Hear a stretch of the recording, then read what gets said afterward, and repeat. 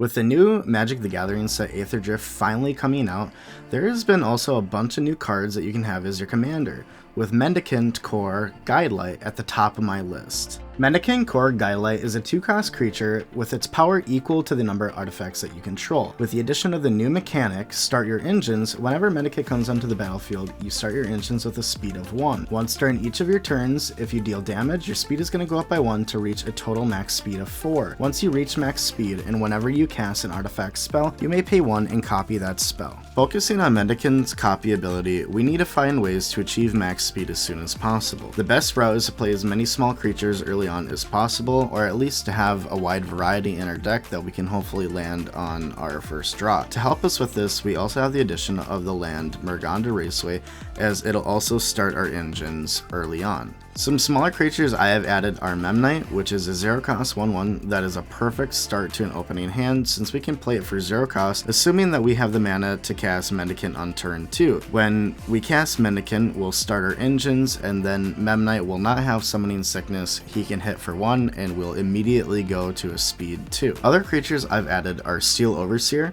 It's a 2-cost artifact creature that can tap to add a +1/+1 to all artifact creatures, building them up pretty fast. Codsworth is another great addition since he gives our commander Ward 2, and he can also tap to add 2 white to cast any equipment or aura spells, and he can also tap to equip aura or equipment spells as well. A few other smaller creatures would be Academy Manufacturer to help with creating tokens, Voyager Quick Welder to make artifacts cost 1 less, Sai Master Thopterus, which says whenever we cast an artifact spell, we create a 1/1 Thopter with flying, which will help us get in our damage early on, flying over opponent creatures without flying and without reach. And finally, Esper Sentinel, since it is a 1-cost artifact creature that gives us card draw if our opponents don't pay for his ability when they cast their first non-creature spell each turn. Before moving on, there are some combo pieces that I've added to this deck.